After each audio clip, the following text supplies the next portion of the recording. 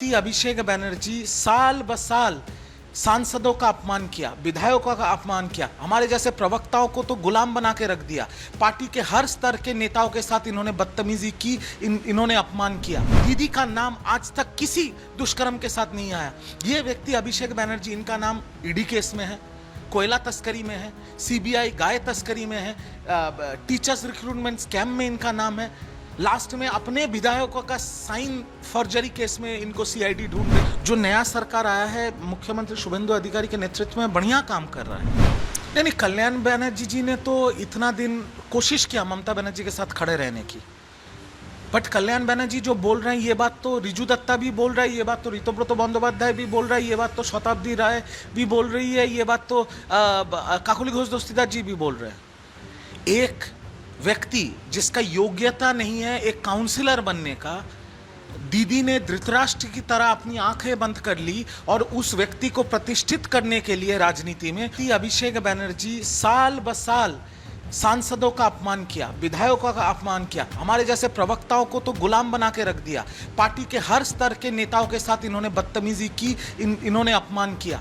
Party के अंदर बोलने जाओ तो पार्टी से साइडलाइन कर दिए जाओगे, और पार्टी छोड़ के अगर बाहर जाके बोलने जाओ या मीडिया के सामने कुछ बोलो तो उसके ऊपर आर्म्स एक्ट के केस डाल दिए जाएंगे, उसके ऊपर नारकोटिक्स के गांजा के केस डाल दिए जाएंगे और उनके परिवार को तबाह कर दिए जाएंगे। एक व्यक्ति ने, जिस तृणमूल कांग्रेस को ममता बनर्जी ने इतने मेहनत से अपने खून पसीने से तैयार किया था, एक व्यक्ति ने उस पार्टी को खत्म कर दिया, बर्बाद कर दिया, और दीदी को जिम्मेदारी लेनी पड़ेगी। ऐसे एक व्यक्ति जिसका योग्यता नहीं है उसको प्रतिष्ठित करने के लिए दीदी ने अपनी आंख मूंद ली थी उनके हर दुष्कर्म के साथ। दीदी का नाम आज तक किसी दुष्कर्म के साथ नहीं आया। ये व्यक्ति अभिषेक बनर्जी, इनका नाम ईडी केस में है, कोयला तस्करी में है, सीबीआई गाय तस्करी में है, टीचर्स रिक्रूटमेंट स्कैम में इनका नाम है। लास्ट में अपने विधायकों का साइन फॉर्जरी केस में इनको सीआईडी ढूंढ रही है। आज इनको जाना पड़ेगा सीआईडी के पास 6 बजे से पहले। कौन है ये व्यक्ति, कितना बड़ा नेता है? ये तो दीदी थी, दीदी के चलते सबने इनको मान लिया था। आज जो बंगाल के मुख्यमंत्री है शुभेंदु अधिकारी को तृणमूल कांग्रेस से भगाया था कौन? ये व्यक्ति अभिषेक बनर्जी ने। शुभेंदु अधिकारी जी का क्या गलती था? वो तो हमारे यूथ पे, सामने जब पार्टी करना शुरू किया था तब हमारे यूथ प्रेसिडेंट थे शुभेंदु अधिकारी, उनको भगाया गया पार्टी से। आज के कैबिनेट मिनिस्टर तापस राय को इसी व्यक्ति ने निकाला, आज का कैबिनेट मिनिस्टर निशित प्रामाणिक को इसी व्यक्ति ने निकाला। हम और निशित एक साथ यूथ कांग्रेस करते थे। एक व्यक्ति ने पूरा पार्टी को खत्म कर दिया, पार्टी का नाम बदनाम कर दिया, पार्टी का इज्जत मिट्टी में मिला दिया। सिर्फ पैसा पैसा पैसा पैसा पैसा। अभी इनके साथ जो होगा वो होगा। आगे आने वाले दिन में इस व्यक्ति का भविष्य अच्छा नहीं है। ये जो युवराज अभी युवराज को चक्की पीसने का टाइम आ गया है। देखा जा रहा है कि जिस तरह से सारे एमपीज एमएलए अलग हो रहे हैं, टीएमसी से अपने ब्लॉक बना रहे हैं, 20 सांसदों का दल तो एनडीए को सपोर्ट करने के लिए भी जा रहा है। शायोनी घोष जैसी जो कि हमेशा बीजेपी के अगेंस्ट बोलती थी, वो भी इस लिस्ट में शायद शामिल है, ऐसा बोला जा रहा है कि वो भी है इसमें। क्या देखते हैं इस सीन को देखकर? 19 सांसदों का लिस्ट सामने आया है, जो लिस्ट मेरे पास भी है, उसमें शायोनी घोष ने साइन किया है। और पिछले दिन शाम को केंद्रीय मंत्री भूपेंद्र यादव जी के घर पे बंगाल के मुख्यमंत्री शुभेंदु अधिकारी जी के उपस्थिति में शायोनी घोष, माला राय और 2 और सांसदों का बैठक हुआ है। तो ये कोई छुपाया हुआ बात नहीं है, ये बात सबको पता है। और आज सुबह हावड़ा के 3 बार के सांसद प्रसून बनर्जी जी ने भी उस लिस्ट में साइन कर लिया है। 3 राज्यसभा के सांसद ने इस्तीफा दे दिया है। आज सुबह प्रकाश चिक बरैक ने दिया है, और मैं एएनआई के सामने बोल रहा हूं, और 4 राज्यसभा के सांसद इस्तीफा देंगे, जिनमें दोनों ने तो अपना मन बना लिया और 2 सोच रहे हैं, अपने परिवार के साथ बात कर रहे हैं। ब्रीच ऑफ ट्रस्ट हो जाएगा, इसलिए नाम मैं नहीं बता रहा हूं। ये पार्टी खत्म हो गई है, पार्टी खत्म हो गई है। और इस पार्टी का इस हाल के लिए जिम्मेदार सिर्फ एक व्यक्ति है, जिसका नाम है अभिषेक बनर्जी। और ममता बनर्जी जी को जिम्मेदारी लेनी पड़ेगी कि उन्होंने क्यों धृतराष्ट्र की तरह अपना आंख मूंद करके इस व्यक्ति जिसका योग्यता नहीं है इसको प्रतिष्ठित करने के लिए पूरी पार्टी को खत्म कर दिया। अभी ये तक चर्चा चल रही है कि शायद टीएमसी कांग्रेस के साथ में मर्ज कर जाएगी। नहीं, बोलिए। एलओपी जो बने हैं ऋतुव्रत, तो उनका साफ कहना है कि सवाल ही नहीं उठता है, हम सब तो शामिल ही नहीं है। नहीं, देखिए, टीएमसी पार्टी कांग्रेस के साथ मर्ज नहीं कर सकती। मैंने भी ये सोचा था, फिर मैंने देखा कि इलेक्शन कमीशन ऑफ इंडिया, चुनाव आयोग का जो 29A जो रूल है, उसमें अगर एक पार्टी को मर्ज करना है किसी और पार्टी के साथ, तो एक तो पहले 2/3 आपको मेजॉरिटी चाहिए होगी, और पार्टी के जो स्तर के, हर स्तर के जो नेता हैं, वो विधायक हो, सांसद हो, या बाकी जो पोर्टफोलियो के नेता है, हमारे जैसे प्रवक्ता है, हम सबका संबोधन चाहिए होगा। अभी ममता दीदी चाहने से तो मर्ज नहीं होगी, क्योंकि मर्ज करने के लिए आपके पास सांसद अभी है नहीं। 29 सांसद में 20 सांसद आपके खिलाफ चले गए। 80 विधायक में से 64 विधायक आपके खिलाफ है, और भी नंबर बढ़ रहे हैं।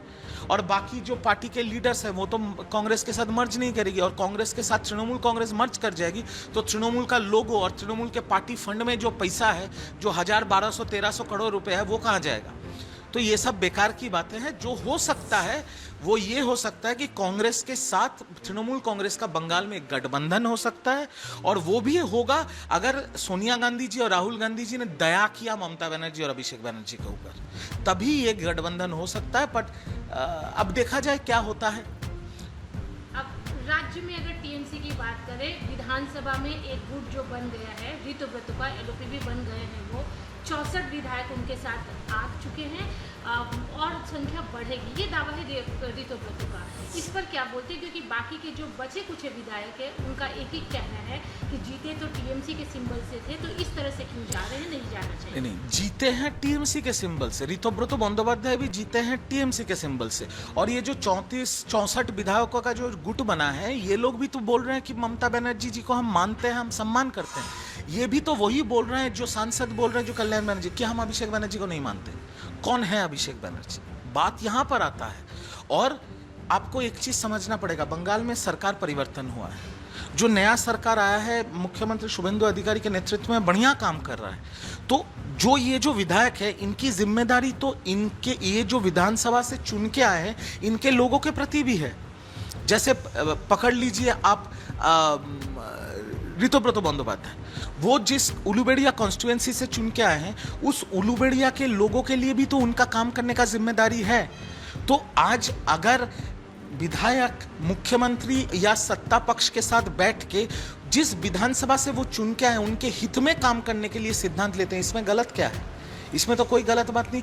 तृणमूल जमाने में 15 साल में ये होता था कि विपक्ष के विधायकों को बुलाओ मत, उनके विधानसभा में कोई काम नहीं होगा, उनके विधानसभा में कोई पैसा नहीं दिया जाएगा। ये तो गलत बात है।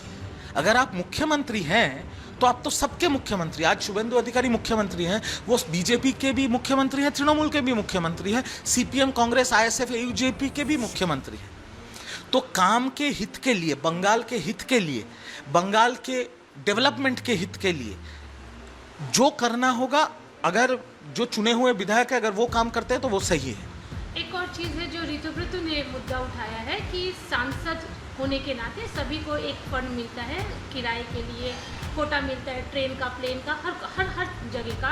लेकिन अभिषेक बनर्जी का जो लिविंग स्टाइल है, वो स्पेशल जेट लेकर जाते हैं, प्राइवेट में जाते हैं, वो उस चीज़ का इस्तेमाल नहीं करते हैं जो सरकार की तरफ से उनको मिलता है। तो ये जो लिविंग ऑफ स्टैंडर्ड है, ये पार्टी के नज़रिए से ठीक नहीं था लोगों के लिए। पहला सवाल तो मैं ये पूछना चाहता हूं कि वो है कौन?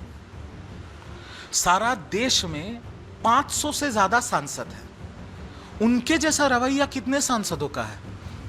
जब तृणमूल सत्ता में थी, 22 गाड़ियों की convoy, Z+ blue book category security. क्यों भाई, अब कौन है?